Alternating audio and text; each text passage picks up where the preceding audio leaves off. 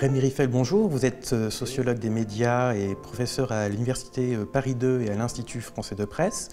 Et vous venez de publier Révolution numérique, révolution culturelle avec un point d'interrogation aux éditions Gallimard. Dans votre livre, vous tentez notamment de déterminer si Internet a provoqué une véritable révolution au sein des secteurs de la culture ou juste une évolution, un saut qualitatif. Est-ce que vous pouvez est-ce que vous apportez un élément de réponse? Oui, alors effectivement, je suis parti de cette question de départ qui me semble fondamentale, puisque on voit depuis un certain nombre d'années l'essor des nouveaux supports de communication qui est extrêmement important, et on se dit que les individus qui aujourd'hui se servent de ces supports numériques changent leur mode de consommation et d'appropriation des biens culturels. Donc, en tant que sociologue, j'ai essayé de savoir si on pouvait répondre à cette question en se penchant non pas sur les transformations simplement technologiques qu'on peut observer, mais en se penchant sur les usages, c'est-à-dire qu'est-ce que les gens font de ces objets, comment ils les consomment, comment ils se les approprient, comment ils en discutent entre eux, avec d'autres, etc. Alors la réponse, évidemment, n'est jamais simple, puisque la réalité sociale, par définition, pour moi, elle est complexe et nuancée. Il y a une révolution technologique qui entraîne une révolution culturelle dans certains domaines. C'est-à-dire, on voit bien qu'il y a des secteurs qui avancent beaucoup plus vite que d'autres, où la consommation de la culture a totalement et a radicalement été bouleversée. Et puis il y a d'autres domaines où les changements sont par définition plus lents, parce qu'il y a des résistances, il y a des détournements, ça dépend un petit peu de la conjoncture. Prendre deux exemples rapidement.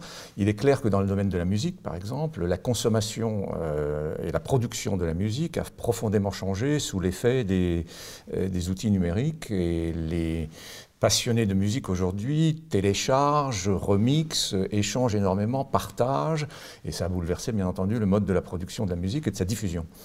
En revanche, quand on prend l'exemple par exemple de la lecture, du livre, là les changements sont beaucoup plus lents, notamment en France, où on voit bien qu'il y a une culture livresque qui est héritée de notre passé, qui est forte et qui fait que les changements sont progressifs. Voilà. Donc à la question, y a-t-il une révolution culturelle à la suite de cette révolution technologique numérique? La réponse est plutôt oui. Je pense qu'on est en train de changer de configuration. Certains historiens disent qu'on est en train de changer d'air, mais l'intensité de ces bouleversements, de cette révolution, l'intensité est variable. Vous dressez des tableaux assez différents justement entre différents secteurs de la culture, entre cinéma, musique, photo et édition. Est-ce qu'on peut quand même déterminer des tendances, des points communs, peut-être dans les usages, dans ce qu'a apporté le numérique dans ces différents secteurs? Oui, alors évidemment, il y a des changements différentiels selon les secteurs d'activité qu'on étudie, mais il y a aussi des changements un petit peu transversaux à différents secteurs. Alors, la première réponse qu'on peut apporter, qui est évidente, c'est que le mode d'accès aujourd'hui à la culture a changé. C'est-à-dire que nous disposons d'une masse considérable de données, de produits culturels que nous pouvons par un simple clic obtenir. Ça, c'est un changement qui concerne tous les secteurs dans le mode d'appropriation, évidemment par le public. Le deuxième point commun, me semble-t-il, dans ces mouvements de révolution culturelle, c'est le phénomène de partage. C'est-à-dire que nous sommes effectivement de plus en plus dans une logique de la gratuité, de l'échange. Internet, c'est ça, au départ, ça symbolise la gratuité et l'échange, le partage, la discussion, la prise de position, le commentaire. Si j'avais à résumer, je dirais qu'en matière culturelle, notamment, Internet, c'est le mode d'appréciation qui permet de valoriser l'expression de soi-même, de ses opinions. Et ce mode de partage, on le retrouve dans tous les secteurs, échanges musicaux, échanges de films, échanges de commentaires sur la dernière parution de la bande dessinée, etc. Voilà. Donc ça, c'est transversal. Et puis un dernier phénomène, me semble-t-il, important, qui est transversal, c'est que ça touche fondamentalement aujourd'hui tous les jeunes qui ont autour de 10-15 ans, qui consomment totalement différemment la culture que leurs aînés. Et je pense qu'il y a là une sorte de coupure générationnelle qui est en train de se mettre en place au niveau culturel et qui fait que les jeunes n'ont plus les mêmes codes d'accès, les mêmes types de références que par exemple les personnes qui ont 40-50 ans aujourd'hui. Alors ça me paraît fondamental. L'une des autres caractéristiques de tous ces secteurs, c'est tous des secteurs décrits en crise depuis quelques années maintenant. Même si ce n'est pas un sujet que vous abordez directement dans votre livre, qu'est-ce que vous pensez du comportement de ces acteurs économiques face à l'évolution de ces usages? Je n'ai pas vraiment étudié effectivement le comportement des acteurs industriels parce que je ne suis pas un économiste spécialisé de la question, mais ce qui me frappe, c'est que si on prend le cas de la France, comparé à ce qui s'observe aux États-Unis, on voit bien que dans le domaine de la musique ou du cinéma, le paysage a été bouleversé par le numérique depuis un certain temps, et c'est quelque chose qui a été intégré, me semble-t-il, par les industriels et les producteurs qui savent qu'ils doivent s'adapter. Le fait qu'aujourd'hui, l'écoute de la musique se fasse en streaming essentiellement ou en téléchargement, c'est la preuve que le marché est obligé de trouver des solutions nouvelles. En revanche, quand on prend le cas de l'édition ou du livre ou de la librairie, là on sent, comme je disais tout à l'heure, des résistances beaucoup plus fortes.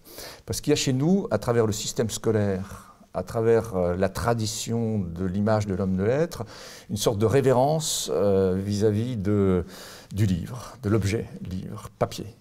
Et donc le fait que dorénavant on puisse lire comme on l'entend un livre sur une tablette, une liseuse ou sur un écran, ça change évidemment le rapport au savoir, ça change le rapport à l'assimilation des connaissances, ça change le rapport à la lecture en tant que telle. Et donc le débat est violent, enfin il est fort en tout cas, puisqu'il y a un certain nombre de penseurs ou de philosophes qui considèrent qu'il faut résister à cette invasion du numérique parce que ça empêche de penser dans la solitude de sa chambre et de prendre du recul. Et puis d'autres qui disent au contraire, il faut profiter de cette opportunité pour pouvoir déclencher, notamment dans la jeune génération, une nouvelle forme de lecture, multi-support, plus dynamique, plus active, en jouant sur les liens hypertextes, en cliquant sur des liens vidéo, etc. Voilà, le débat est très véhément à ce sujet-là, et le milieu s'adapte à petits pas. Voilà. On voit bien que, par exemple, l'exemple frappant, c'est que les liseuses sont aujourd'hui aux États-Unis, en Amérique du Nord, en voie de développement assez important dans la population. Il y a de plus en plus d'Américains qui lisent des romans, de la fiction sur des écrans, etc. En France, le démarrage est très lent. Il a été très lent et il l'est encore. Donc vous voyez qu'on sent bien là les disparités. Et enfin, vous citez plusieurs études sur les usages justement d'Internet qui montrent de grandes disparités dans les usages au sein de la population. Et notamment, il y a une catégorie spéciale qui est ce qu'on appelle les digital natives, enfin ceux même avant les plus jeunes encore, c'est-à-dire les enfants de maintenant qui sont peut-être au collège ou même en primaire, qui ont vraiment un usage totalement différent d'Internet. Est-ce qu'en gros, la conclusion de votre livre, c'est pas que la révolution en fait est encore à venir pour la génération qui arrive? Oui, alors je crois qu'effectivement, on a peut-être parlé un peu trop tôt des digital natives, en considérant que dès les années 2000, la jeune génération allait être représentative de tout ce qui allait se passer, des nouveaux modes de consommation de la culture. En fait, les enquêtes qui sont réalisées auprès des jeunes enfants, notamment qui sont en primaire ou en collège, montrent que ces enfants-là, qui ont 10-15 ans aujourd'hui, peut-être même un petit peu moins, ont déjà un mode de consommation différent de ceux qui ont 20 ans à l'heure actuelle. Pourquoi? Parce qu'ils baignent dans une ambiance numérique légèrement différente. Il y a plus d'outils disponibles, il y a plus de supports, il y a une variété d'usages possibles.